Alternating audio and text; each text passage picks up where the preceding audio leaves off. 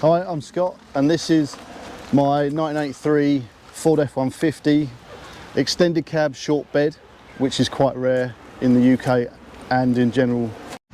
Hello Scott, nice to see you. And you, mate? Tell us something about this truck. When did you get it?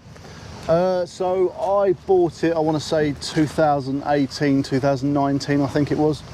So yeah, it was about 7 years now. Where did you get it from? So I bought it from near Bournemouth.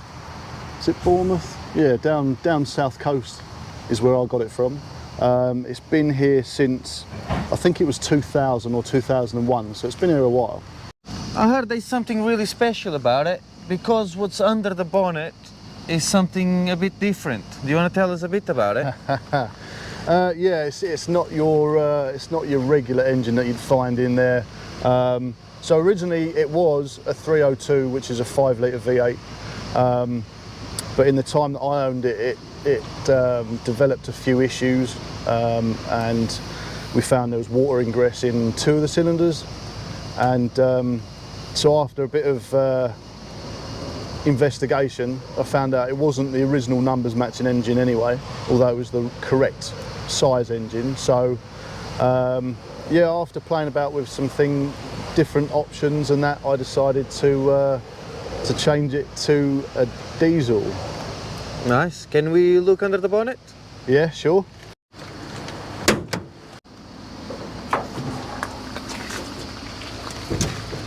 It's quite tall. It's quite hard to even look inside the engine bay, isn't it? It is, yeah. To work on it makes it a little bit of a challenge, but you know, well, one of the spare tyres helps a bit, but or I just end up sitting on the front and just working on it. Okay, tell us a little bit of what we see here. So this is BMW M57N.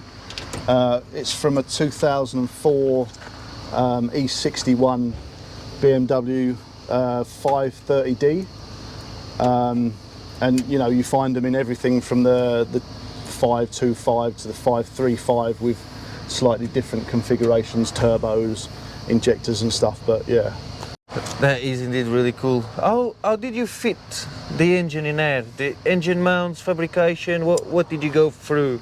Yeah, what did I go through? Well, actually, to be fair, it wasn't terribly hard to do. So obviously removed the old engine and took the original mounts out because they were nowhere near. Took the original BMW, they have like an aluminium mount, so took all that off. I had to remove the gearbox oil cooler because that sits down at the front of the engine, and the no, it wasn't, the air conditioning pump to fit in where the suspension is, because this has got an I-beam suspension. And then I made my own custom mounts, which was pretty straightforward to do, to be fair. And I used an Land Rover like Defender engine mount, which just looks like a big donut, rubber donut with a thread coming out of each end. And yeah, pretty much 3 of the brackets are just right angle 10mm thick steel bracket plate. So that's like the stuff they build houses out of, so the engine's not going anywhere. It was just this top engine mount on this side, which was not at a right angle, so I had to get 2 plates and weld them together at the right angle, and then that was it. It was in. Gearbox mount is the same 10mm thick angle, but it goes from one side of the chassis to the other, and then it uses the original BMW gearbox mount onto that. Very nice. What gearbox do you run on this thing? So this is running the original 6-speed auto gearbox that was in the car, because the truck itself was an auto when I got it, and I didn't want to be cutting holes in the floor to be putting a shifter in and all that.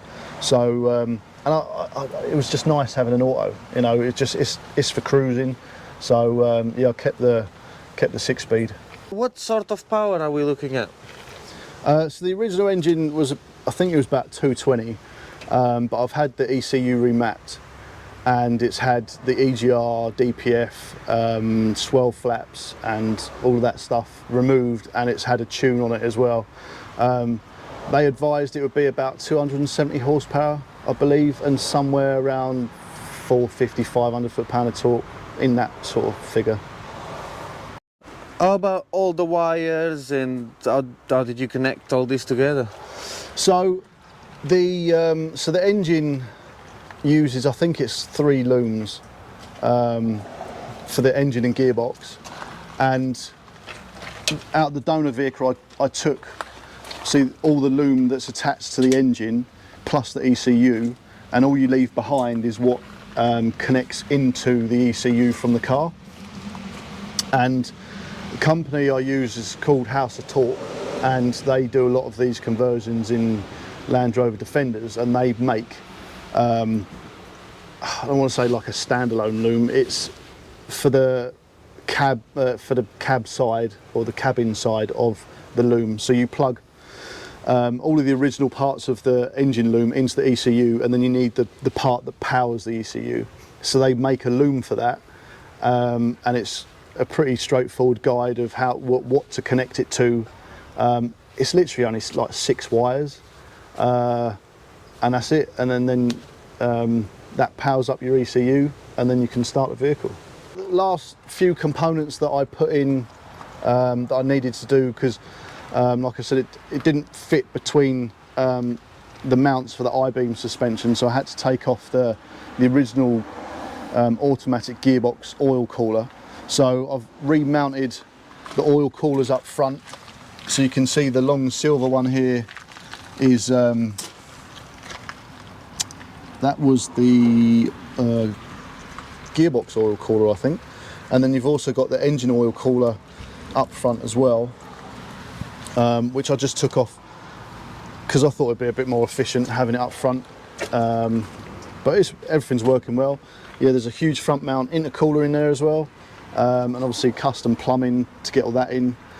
Original BMW radiator and electric fan, because the original fan doesn't work. I think you need an extra loom for that, so I've just got it on a fan. But to be honest, it very rarely needs it. It's the cooling efficiency, even though it's a small rad, is really good. So that pretty much ties up what's been done inside the engine bay. And then what else I've done is I've put so it's got a 4-inch rough country lift on it. You can see it's got polyurethane bushes everywhere, so I've upgraded everything. It's got braided brake lines. I literally stripped the whole truck down, and there was just the cab on the chassis, and everything else was blasted and repainted, so it's brand new.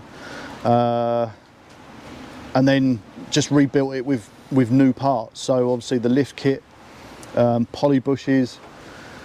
I had to get new leaf springs for the rear because I found one of them was actually snapped.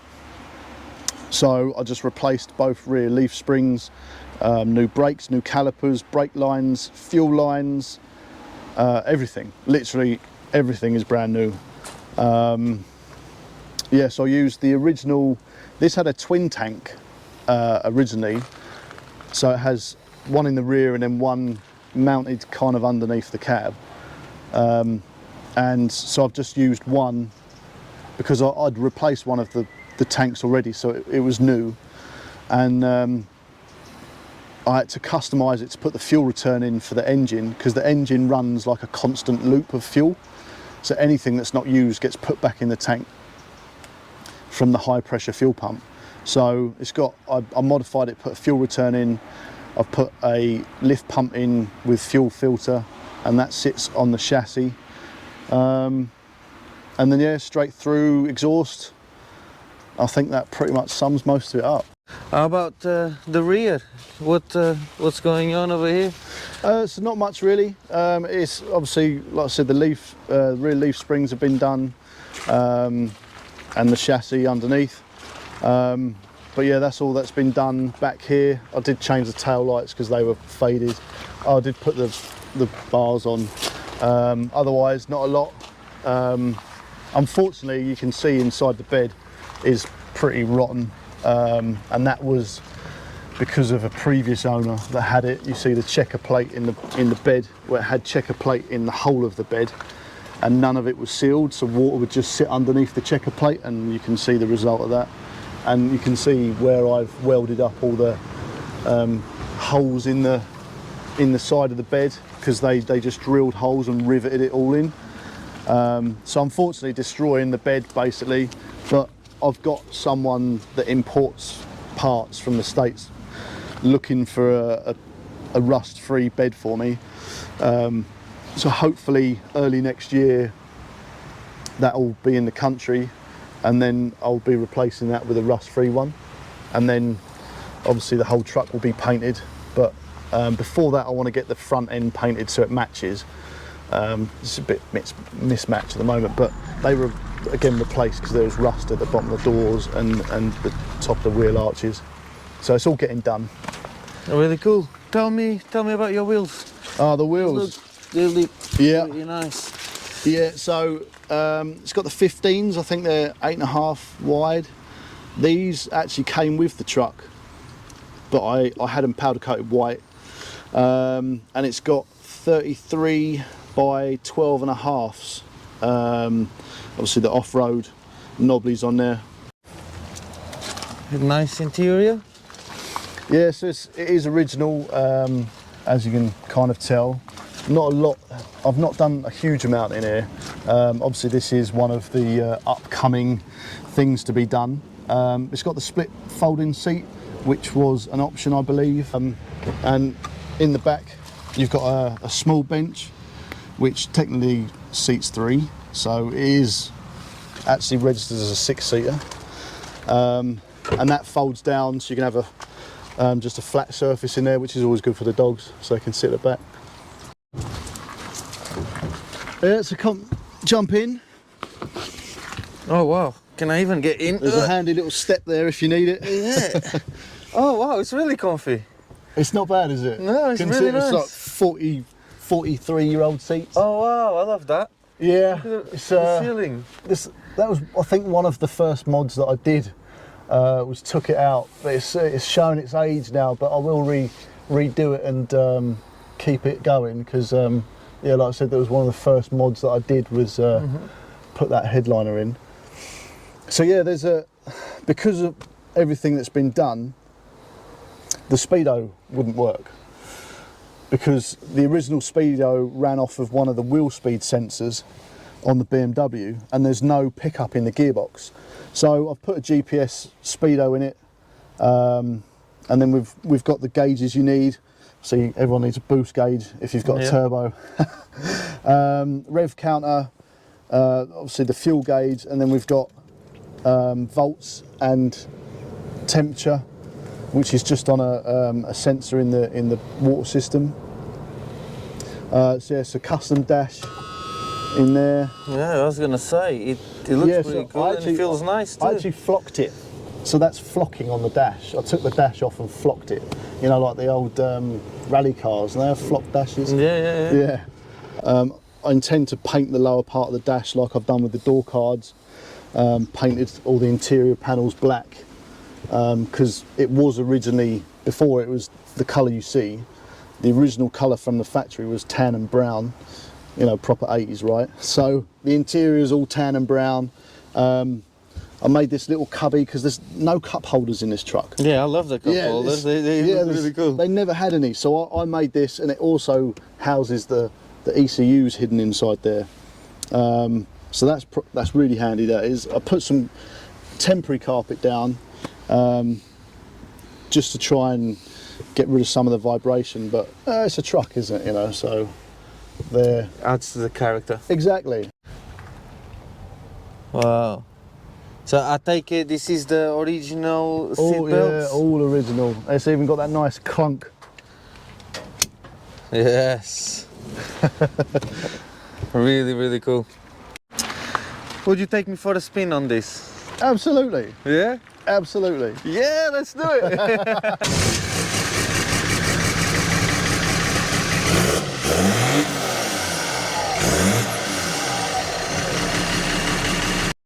Wow. It pretty cool. It rides alright, doesn't Nice it? and smooth. It's really nice. I bet you get loads of looks with this. Oh, all the time. Yeah, everywhere you go, you get people pointing, waving, smiling.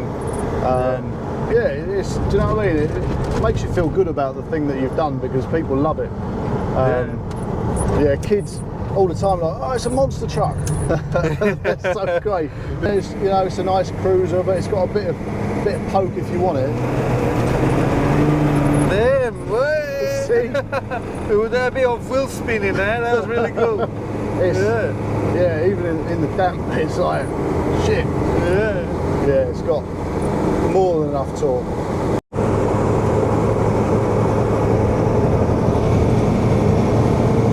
So she cruises just at 70 mile an hour, absolutely fine. Some motorway speeds, it's not a problem. So, yeah, does everything it needs.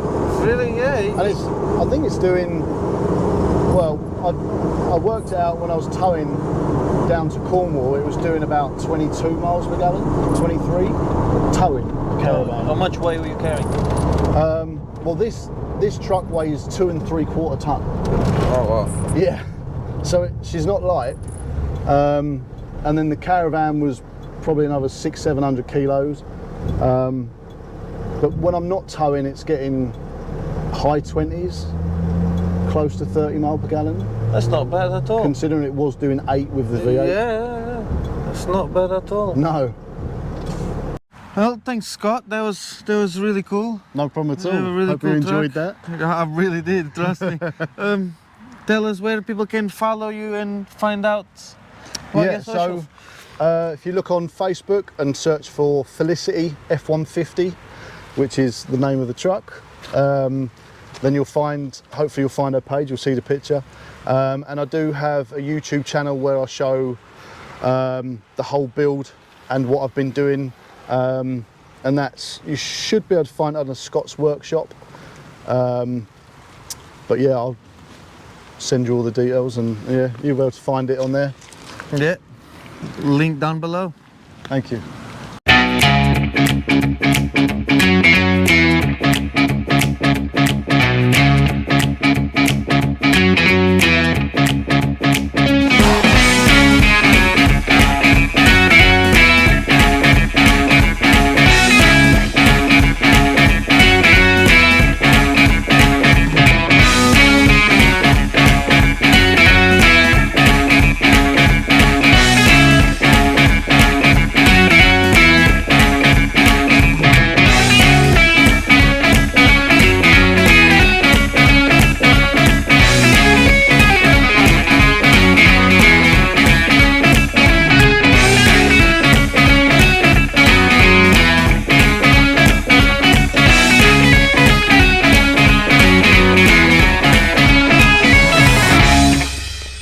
So I just wanted to share some pictures.